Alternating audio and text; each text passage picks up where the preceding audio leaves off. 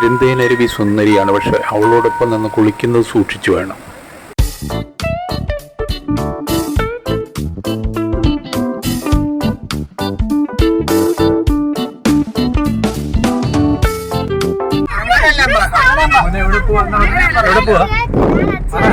Introduction കൊടുക്കാൻ വേണ്ടി പ്രതീക്ഷിച്ച ആളിപ്പോ ഒരു നാണക്കാരിയായി മാറിയിരിക്കുകയാണ്. ആ കൊച്ചു വിത്ത്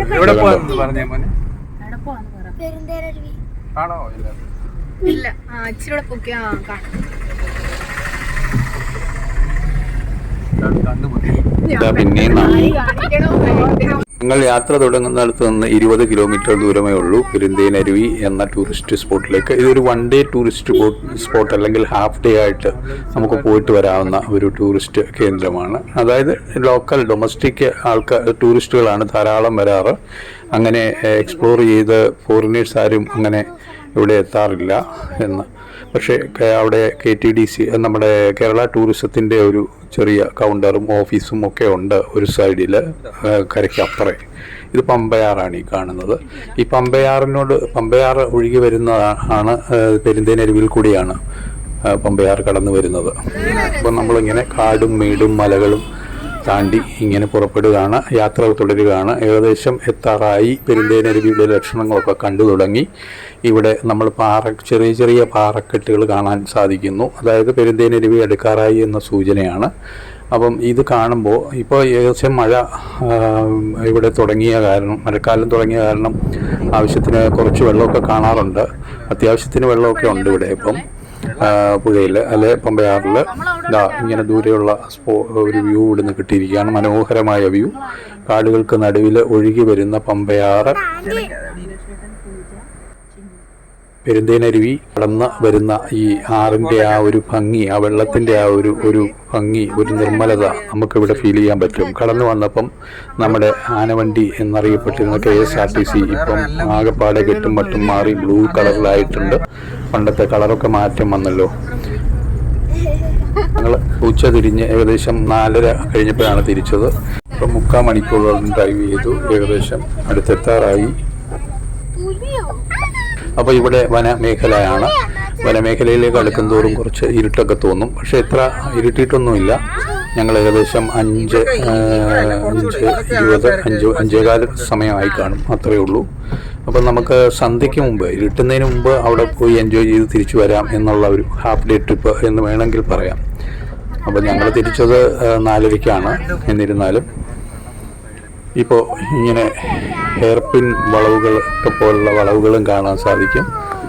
ചെറിയ ചെറിയ കൈത്തോടുകളും ഒക്കെ കാണാൻ സാധിക്കും. ഇതൊക്കെ പാറയുടെ മുകളിൽ നിന്ന് വരുന്ന ചെറിയ ചെറിയ അരുവികൾ. അപ്പോൾ ഇവിടേക്ക് ആൾക്കാരൊക്കെ, സഞ്ചാരികളൊക്കെ വന്നിട്ടുണ്ടെന്ന് മനസ്സിലാകുന്നു. ഞങ്ങൾ ഇറങ്ങി വണ്ടിയിൽ നിന്ന്.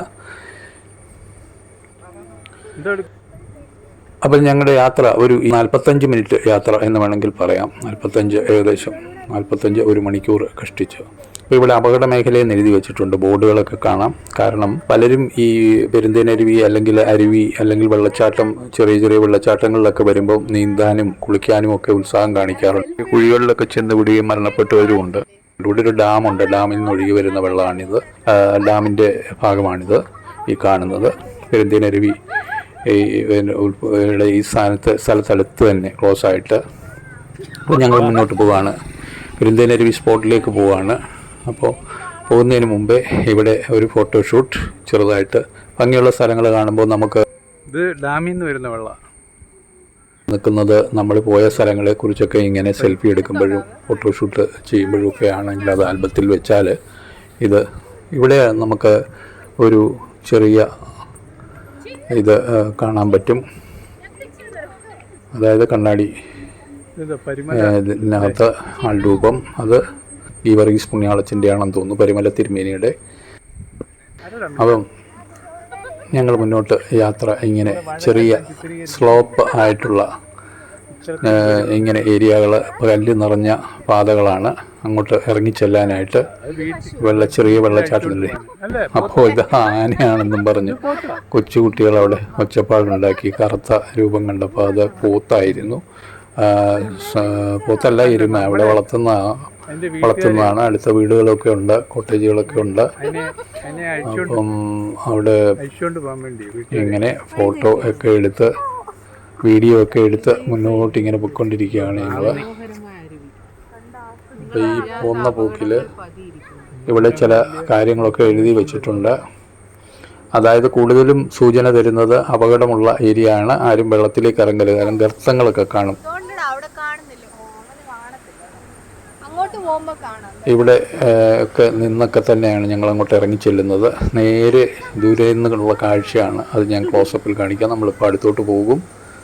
എന്ത് ഭംഗിയുള്ള വെള്ളച്ചാട്ടമല്ലേ, ചെറിയ ചെറിയ വെള്ളച്ചാട്ടങ്ങൾ. ഇതാണ് ഒരു കാനന ഭംഗി എന്ന് പറയുന്നത്. ശരിക്കും ഒരു കാടിൻ്റെ നടുവിൽ തന്നെയാണ് ഈ പെരുന്തേനരുവി.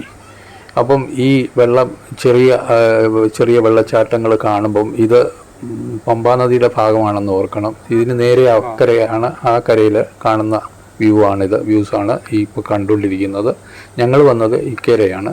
അപ്പോൾ ഈ കരയിൽ അവിടെ പാസ് ഒന്നുമില്ല. മറ്റേ അപ്പുറത്തെ കരയിൽ കേരള ടൂറിസത്തിൻ്റെ അവിടെ ഒരു റിസോർട്ടൊക്കെ ഉണ്ട്. അപ്പോൾ അത് പ്രൈവറ്റ് ആണെന്ന് തോന്നുന്നു, അറിയില്ല കൃത്യമായിട്ട്. അവിടെ ചെറിയ തുകയ്ക്ക് പാസും വെച്ചിട്ടുണ്ട്, ആൾക്കാർക്ക് അകത്ത് എൻട്രി വെച്ചിട്ടുണ്ട്. അവിടെ ചെറിയ പാലങ്ങൾ കൈവരി പോലൊക്കെ കെട്ടിയിട്ടുണ്ട്. അവിടെ ഇറങ്ങി നിന്ന് അതിൻ്റെ തീരത്ത് നമുക്ക് ഇറങ്ങാം, പമ്പയാറിൻ്റെ തീരത്തോട്ട്. ഇവിടെ പാറ നിറഞ്ഞ ഭാഗമായതുകൊണ്ട് നമുക്ക് പാറയുടെ മുകളിലൊക്കെ നിന്നുള്ള വ്യൂസാണ് കൂടുതലും കിട്ടുന്നത്. എങ്കിലും നന്നായിട്ട് നമുക്ക് കാഴ്ചകൾ കിട്ടും. പക്ഷേ വെള്ളത്തിലേക്ക് ഇറങ്ങുന്നത് അല്പം കടുപ്പമാണ്. എന്നാലും ഞങ്ങളൊക്കെ എല്ലാവരും മുന്നോട്ടിങ്ങനെ അടുത്തോട്ട് പോയിക്കൊണ്ടിരിക്കുകയാണ്. ആ വെള്ളച്ചാട്ടത്തിൻ്റെ അടുത്ത് മുമ്പ് ദൂരെയുള്ള വ്യൂ കാണിച്ചത്. അപ്പോൾ ഈ കാട്ടിൽ നിറഞ്ഞ ഭംഗി ആസ്വദിച്ചുകൊണ്ട് അങ്ങനെ മുന്നോട്ട് നീങ്ങി പതുക്കെ പോകാനൊക്കെ ഉള്ളൂ. കാരണം കാലെടുത്ത് വെക്കുമ്പോൾ ഒരു കല്ലായിരിക്കും, ഇല്ലെങ്കിൽ ചെറിയ കുഴിയായിരിക്കും, അങ്ങനെയൊക്കെ പോകാനൊക്കെ ഉള്ളൂ. അപ്പോൾ പതുക്കെയുള്ള സ്ലോ ആയിട്ടുള്ള നടത്തമേ പറ്റുള്ളൂ. ഇവിടെ എത്തിയിരിക്കുന്നു. ആഹാ, എന്തൊരു ഭംഗി, എന്തൊരു കാഴ്ച. അവിടെ ദൂരെ ആ കൽക്കെട്ടുകളൊക്കെ കണ്ടു കഴിഞ്ഞാൽ കല്ലൊക്കെ എടുത്തു വെച്ച പോലുണ്ട്, നമ്മൾ കൊത്തി വെച്ച പോലുണ്ട്. അപ്പം ഇങ്ങനെ വെള്ളം വന്ന് ചേരുന്ന ഈ പമ്പയാറിൻ്റെ ഈ ഭാഗം, ശബരിമലയിൽ നിന്ന് ഉത്ഭവിക്കുന്ന ഈ പമ്പയാറിൻ്റെ ഈ പെരുന്തേനരുവി ഭാഗം വരുമ്പോഴത്തേക്ക് ഏകദേശം എനിക്ക് തോന്നുന്നു ഒരു 60 കിലോമീറ്ററോളം പിന്നിട്ട് കാണണം. അത് വളഞ്ഞ വഴികളിലൂടെയൊക്കെ വരുമ്പം ഇവിടെ വരുമ്പം ശരിക്കും പമ്പയാറ് ഒന്ന് ശുദ്ധീകരിക്കപ്പെടുകയാണ് ചെയ്യുന്നത്. അതായത് പ്രകൃതിദത്തമായ ഒരു ശുദ്ധീകരണ പ്രക്രിയ ഇവിടെ നടക്കുകയാണ്. പാറക്കെട്ടുകൾക്കിടയിലൂടെ എൻ്റെ ഭാര്യ ബിന്ദുവാണ് അവിടെ ദൂരെ നിൽക്കുന്നത്. അവൾ മാറി നിൽക്കുന്നത് കാരണം എന്ന് വെച്ചാൽ അവൾക്ക് കാല് അവിടെയൊക്കെ വഴുതി പോകുന്നുള്ള പേടിക്കാണ്. ഇവിടെ നല്ല രസമായിട്ട് എൻജോയ് ചെയ്ത് കൂട്ടത്തിലുള്ളവരൊക്കെ നിൽപ്പുണ്ട്. അളിയൻ്റെ 2 കുട്ടികൾ, അളിയൻ്റെ ഭാര്യ, നീ, അങ്ങനെ മകള്, എൻ്റെ മകള്, എല്ലാവരും അവിടെ. അവർക്ക് വളരെ വളരെ സന്തോഷത്തിൻ്റെ പാരമ്യത്തിലാണ്. കാരണം അവിടെ പോയൊക്കെ ഇരിക്കുക എന്ന് പറയുമ്പം ഒരു പ്രത്യേക ഫീലാണ് ആർക്കാണെങ്കിലും. നമുക്ക് അവിടെ നിന്ന് പോരാനേ തോന്നുകയില്ല. അപ്പോൾ അടുത്തോട്ട് പോകണമെന്ന് തോന്നും. അതിനാണ് അവിടെ ബോർഡ് വെച്ചിരിക്കുന്നത്. നമ്മൾ കുഴികളൊന്നും അറിയാതെ ചിലപ്പം അതിനകത്തോട്ട് ഇറങ്ങിക്കഴിഞ്ഞാൽ ഈ പാറയിൽ വെള്ളം വന്ന് വീഴുന്ന ഭാഗത്ത് നല്ല മഴക്കാലത്ത് ശക്തിയായി പതിച്ച് അവിടെ വലിയ ഗർത്തങ്ങൾ പാറയിൽ തന്നെ ഉണ്ടായിട്ടുണ്ടാവും. ഇതാ ഒരു കുളിസീൻ കണ്ടോ, പുള്ളിയുടെ നാട് പുറമെല്ലാം കുഴിഞ്ഞു പോകുമല്ലോ. ഈ കുളിസീൻ ദൂരെ നിന്ന് ഞാൻ അങ്ങ് ഷൂട്ട് ചെയ്തു മൊത്തത്തിൽ. കാരണം ചോദിക്കേണ്ട ആവശ്യമൊന്നുമില്ല. പ്രത്യേകിച്ച് അവിടെ ഓപ്പണായിട്ട് തന്നെയാണ് കുളി നടക്കുന്നത്. അതൊരു സ്ത്രീ അല്ലാത്തതുകൊണ്ട് നമുക്ക് യാതൊരു പ്രശ്നവും വരുന്നില്ല. അദ്ദേഹം വളരെ മാന്യമായി നിന്ന് കുളി എൻജോയ് ചെയ്ത് കുളിക്കുകയായിരുന്നു. അതും കണ്ട് രസമുള്ള ഒരു കാഴ്ചയാണ്. നമുക്കതുപോലെ ചെയ്യാൻ അത് നല്ല ശക്തിയിലാണ് വീഴുന്നത്. കാണുന്ന പോലല്ല, നമ്മുടെ പുറത്തോട്ട് വന്ന് വീഴുകയാണ് വെള്ളം. ഇവിടെ ഈ വെള്ളത്തിൽ മീൻ പിടിക്കുന്ന ഒരു കാഴ്ചയും നമുക്ക് കാണാൻ സാധിച്ചുകൊണ്ടില്ലേ. കുറച്ച് ആൾക്കാരേ ഉള്ളൂ, പക്ഷേ 2-3 പേര് അവിടെ നിന്ന് മീൻ പിടിക്കുന്നത്. ചെറിയ ഈ കുഴികൾ കണ്ടോ, ഇതൊക്കെ ഇങ്ങനെ വലിയ വെള്ളച്ചാട്ടത്തിൽ നിന്ന് രൂപം പെട്ടതായിരിക്കും അവർ. പക്ഷേ വലിയ അത് ഭാഗങ്ങളൊക്കെ പാറയുടെ ചിലപ്പോൾ അടന്നും പോയി കാണും കുറേശ്ശെയൊക്കെ. ഇവിടെ നിന്ന് ചൂണ്ടയിട്ട് അതെ വലയിട്ടും മീൻ പിടിക്കുന്ന രീതിയാണ് കാണുന്നത്. മിക്കവാറും ഇവിടെ ഇവർ വരുന്ന ലോക്കൽസ് ആണെന്ന് തോന്നുന്നു. എന്നൊക്കെ മീനൊക്കെ അവർക്ക് ധാരാളം കിട്ടാറുണ്ട്. അങ്ങനെ ദൂരെ അക്കരെ ആൾക്കാരൊക്കെ ഇങ്ങനെ വന്നുകൊണ്ടേയിരിക്കുന്നു. കാരണം എപ്പോഴും ഒരു 4 മണി കഴിഞ്ഞുള്ള സമയം, ഇപ്പോൾ ഏകദേശം 5:45 സമയമായി കാണും. ഈ കൂടുതൽ ആൾക്കാർ ആ സമയത്താണ് കാറ്റ് കൊള്ളാനും എൻജോയ് ചെയ്യാനും ഒക്കെ എത്താറുള്ളത്. ഈ മീൻപിടുത്തം തുടങ്ങിയിട്ട് കുറേ നേരമായി, ഞാൻ അത് തന്നെ നോക്കിയിരിക്കുകയായിരുന്നു. അതിൽ മീനൊന്നും തടയുന്നില്ലെന്ന് തോന്നുന്നു, പക്ഷേ എന്തോ കുരുങ്ങുന്ന പോലെ തോന്നുന്നുണ്ട്, വെയിറ്റൊക്കെ കാണുന്നുണ്ട്. ഒരു സ്ഥിരം പിടിക്കുന്നവരവർക്കറിയാം, നല്ല ഒഴുക്കും മഴയൊക്കെ ഉള്ളപ്പോഴേ മീനൊക്കെ കിട്ടാറുള്ളെന്ന് തോന്നുന്നു. അപ്പോൾ അങ്ങനെ ദൂരെ അക്കരെ കാണുന്ന കാഴ്ചകൾ ഇതൊക്കെയാണ്. അവിടെ താഴെ ആൾക്കാരൊക്കെ ഇങ്ങനെ സെൽഫി എടുക്കുന്നു. സെൽഫി എടുക്കുമ്പോൾ നമ്മൾ മര്യാദയ്ക്കൊക്കെ സെൽഫി എടുത്തില്ലെങ്കിൽ ചിലപ്പോൾ അങ്ങോട്ട് മറിഞ്ഞ് വീഴാനൊക്കെ ചാൻസ് ഉണ്ട്. അപ്പോൾ അത് സൂക്ഷിച്ചെടുക്കേണ്ട കാര്യങ്ങളാണ്. ഈ വെള്ളച്ചാട്ടത്തിൻ്റെയൊക്കെ ക്ലോസായിട്ട് അടുത്ത് വന്ന് നിന്ന് ചില ആൾക്കാർ അത് വെള്ളം തട്ടി നമ്മളെ നീക്കി കഴിഞ്ഞു കഴിഞ്ഞാൽ പിന്നെ അതൊരു ശക്തി തന്നെയായിരിക്കും. വെള്ളത്തിൻ്റെ പവർ, എന്താ പാറക്കെട്ടുകൾ ഒരു ഭംഗിയുണ്ട്.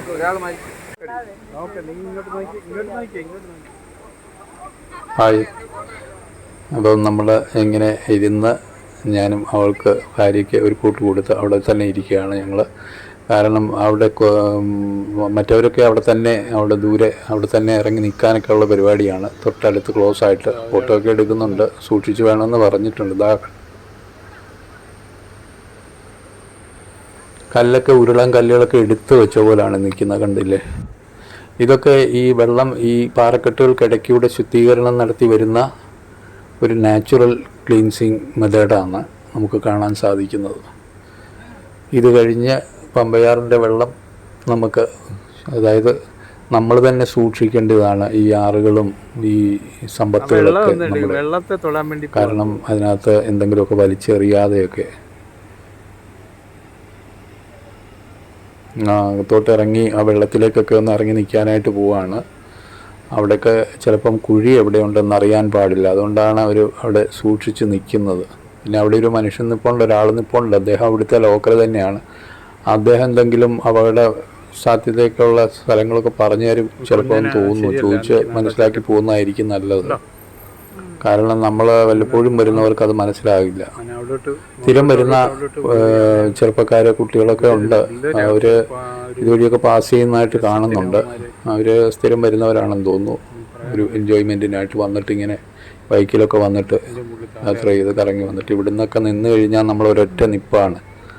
പിന്നെ അത് കണ്ട് അതിൻ്റെ അവിടെ ഒരു ചെറിയ നനുത്ത ഒരു തണുപ്പ് അന്തരീക്ഷവും കാറ്റും ചെറിയ കാറ്റുമൊക്കെ കൊണ്ട് അവരങ്ങനെ ദൂരെ നിന്ന് പോയി ആ വെള്ളത്തിനോട് ചേർന്ന് പാറക്കെട്ട്, നല്ല ഭംഗിയുള്ളൊരു പാറക്കെട്ട്, അതിനടുത്ത് നിന്ന് ഫോട്ടോ എടുക്കുകയാണ്. എൻ്റെ മകളാണ് ഫോട്ടോ എടുക്കുന്ന പൂജ. മറ്റേ അളിയനും വൈഫും 2 കുട്ടികളും. അവിടെ നല്ല നല്ല വ്യൂ ആണത്, നല്ല ഫോട്ടോ ബാക്ക്ഗ്രൗണ്ടാണ്.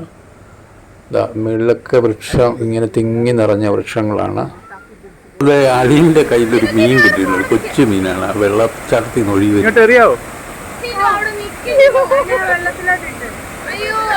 ഞാൻ പുള്ളിയുടെ കൊടുത്തേക്കാം ഇങ്ങോട്ടിട്ട്.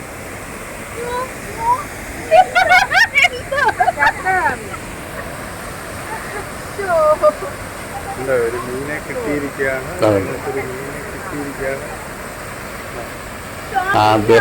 അദ്ദേഹത്തിന് ആണ് ഇവിടുത്തെ സമ്പത്തൊക്കെ നമുക്ക് അങ്ങനെ എടുത്തുകൊണ്ട് പോയി. ഇതൊക്കെ നമുക്ക് വളരെ എൻ്റർടൈൻമെൻറ്റ് തരുന്ന കാര്യങ്ങളാണ്, അല്ലേ? എനിക്കെപ്പോഴും പൂന്തേനരുവി എന്നാണ് വരുന്നത്, പെരുന്തേനരുവി എന്ന് വായി വരത്തില്ല. പൂന്തേനരുവി എന്നൊരു പാട്ടുണ്ടല്ലോ. ഒക്കെ സൂക്ഷിച്ചില്ലേ കുഴികളിലൊക്കെ നമ്മൾ ചെന്ന് കാലെടുത്ത് വീഴും. അവിടുത്തെ ആ വെള്ളച്ചാട്ടത്തിൻ്റെ ദൂരെ വ്യൂ നല്ല ഒരു 2-3 ചെറിയ 4-5 ചെറിയ കുഞ്ഞു വെള്ളച്ചാട്ടങ്ങൾ കാണാൻ സാധിക്കും. എന്തൊരു ഭംഗിയാണല്ലേ.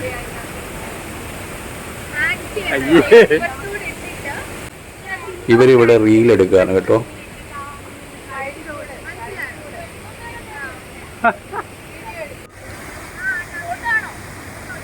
അല്ല, ഞാൻ വീഡിയോ എടുക്കും.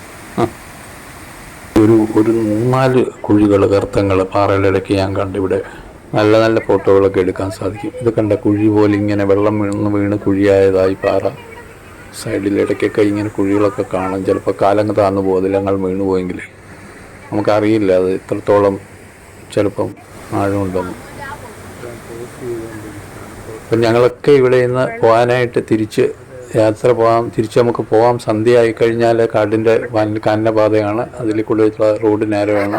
വിളിച്ചിട്ട് അവർ വരുന്നില്ലായിരുന്നു. പിന്നെ ഏതായാലും എല്ലാവരും തിരിച്ച് മുകളിലേക്ക് വീണ്ടും കയറുകയാണ്. നമ്മൾ വന്ന വഴിയെ തന്നെ അവിടെ വേറൊരു ആള് പോസ് ചെയ്തപ്പം